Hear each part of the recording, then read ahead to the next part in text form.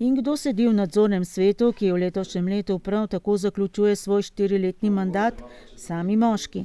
Novinca sta Ciril Sušnik in Tibor Hren, svoje delo nadaljujeta Drago Perkič in Mitja Starman, funkcijo predsednika pa upravlja Matija Vojsk.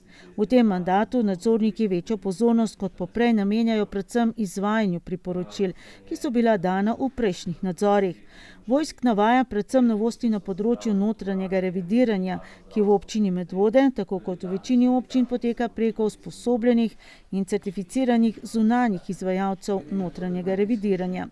Eno izmed priporočil nadzornikov je namreč bilo, naj občina to področje poenoti in tako po eni strani razbremeni odgovorne osebe občine in javnih zavodov in naredi notranje revidiranje učinkovitejše. Posredno pa so se zmanjšali tudi stroški revidiranja, po Vojskovi oceni za polovico. Če sem nazoren, prej so predstojniki javnih zavodov naročali, kaj naj zunanji revizor revidirajo. Pomeni revidiranec, če poenostavim, revidiranec je naročil, kaj naj se mu revidira. To ima dobre in slabe strani. Po novem sistemu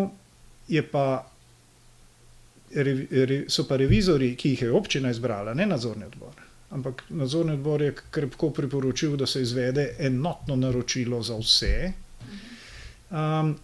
Pa ti revizori predlagajo področja po pregledu stanja pri revidirancih, z njimi se nadzorni odbor sicer seznani, občina bere njen predstavnik župan, njen predstojnik župan, pa potem sklene pogodbe in tudi spremlja revidiranje za javne zavode. Nadzorniki so se sredi leta seznanili s priporočili, ki jih je notranji revizor podal javnim zavodom, največ kar 19 zdravstvenemu domu Medvode. Predvsem gre za priporočila, ki ne kažejo na večjo stopnjo tveganja. En del priporočil je že sicer povezanih s prenovo plačnega sistema v javnem sektorju.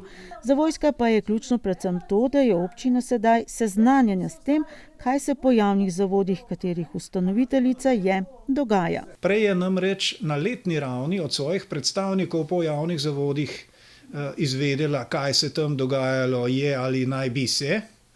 Zdaj pa občina nadzornemu odboru o tem poroča, kar pomeni, ne bi nam mogla poročati, če ne bi bila zadolžena in bila tudi sama seznanjena s tem. Mi smo ji s tem tako rekoč podelili mandat, da se bolj vtika v tisto, kjer je ustanoviteljica. To je ključno. Že sicer pa Vojsk izpostavlja večjo odgovornost članov svetov javnih zavodov, ki naj bi imeli v prihodnje tudi ustrezno izobrazbo. Meni še, da je sicer na dohodkovni in odhodkovni strani potrebno kakšno malenkost še urediti, da pa doslej niti pri poslovanju občine, niti javnih zavodov niso zaznali tolikšnih nepravilnosti pri porabi javnih sredstev, da bi o tem morali poročati državnim nadzornikom. Stvari so torej obvladljive. Ob ustreznem delu in tudi rokovnem upoštevanju dejanja priporočil smatram, da bi tudi mandat lahko zaključili v pozitivnem duhu. V mandatu, ki se letos izteče, so nadzorniki doslej izdali 8 končnih poročil o opravljenih nadzorih, v lanskem letu 3. Od objave programa nadzora do končnega poročila o opravljenem nadzoru s priporočili je že sicer dolga pot. Praktično nikoli manj kot en kvartal. Redko manj kot pol leta, večinoma trajajo tako, da mi do poletja premeljemo dokumentacijo, izdamo osnutek poročila in potem po poletnih počitnicah, po odzivu, kakorkoli, tam nekako septembra gremo, v praksi se pokaže, gledati končno zadevo in potem včasih pride do več nadaljevanj sej, preučevanja ali pa še dodatnih informacij, kot je letos v enem primeru bilo, in takrat moramo pa zavrteti še par usklajevanj, ki so in fizična in nadaljava in tako dalje, zato smo tudi prišli še na kakšno dopisno sejo. Če povzamemo, za vsak nadzor imenujejo koordinatorja oziroma poročevalca, ki pri nadzorovanju osebi pridobi vse potrebne informacije, gradivo preuči, ostali nadzorniki pa sodelujejo pri soočanju mnenj. Na koncu izdelajo osnutek poročila z ugotovitvami. Nadzorovana oseba predvidoma v roku 30 dni nanj poda odzivno poročilo. Nadzorniki navedbe pregledajo in v končnem poročilu pri vseh zapišajo, ali so jih upoštevali ali ne. Katere nadzore bodo opravili, določijo nadzorniki sami v letnem programu, čeprav vojsk ne izključuje možnosti, da se ne bi odzvali tudi kakšnemu predlogu, ki bi prišel od zunaj. Tudi ko je kaj objavljeno, je zelo dobrodošlo, da nam občani, občanke javijo kakšne informacije, ki bi nas utegnile zanimati ali pa ki smatrajo, da bi bile lahko koristne. Ta pobuda velja, ta je stalna.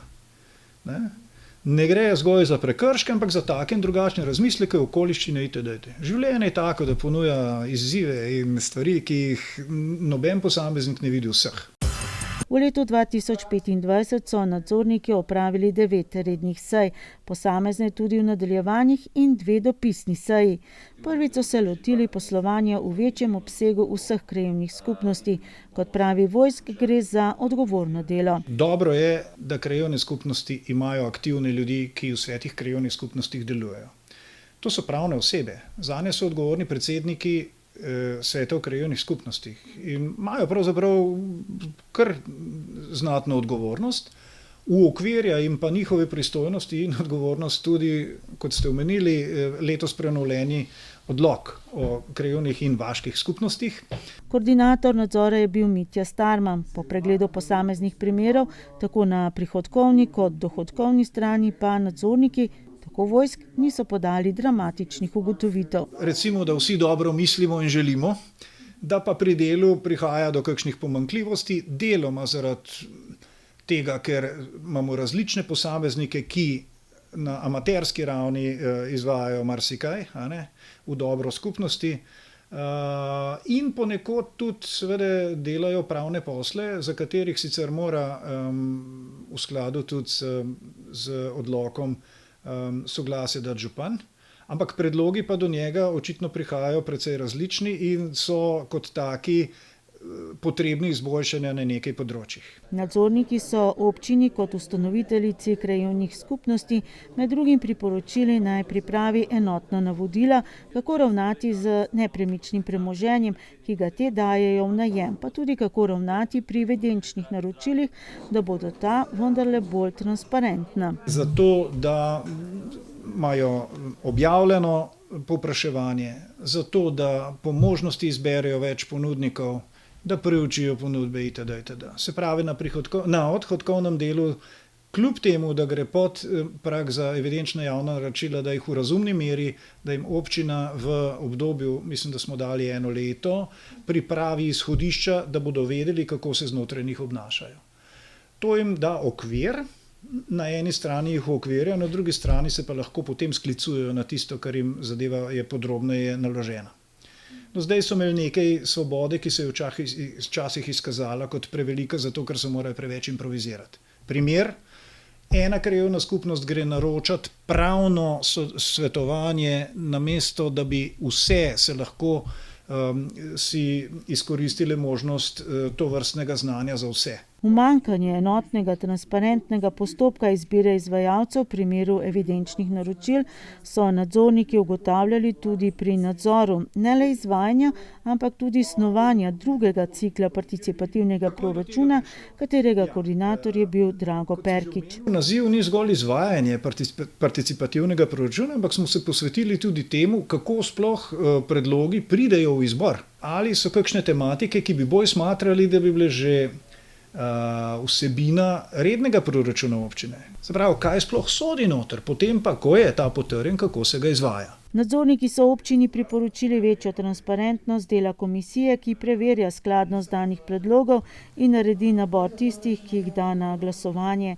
Že sicer je padla tudi pripomba, da so med vključenimi projekti v participativni proračun tudi taki, ki jih je izglasovalo res manjše število upravičencev, kot bi to glede na število njih v posameznem območju bilo pričakovano. Pod koordinacijo Cirila Sušnika pa so nadzorniki najbolj podrobno in tudi najbolj kritično obravnavali izvajanje javne gospodarske službe, javna razsvetljava za leti 2023 in 2024.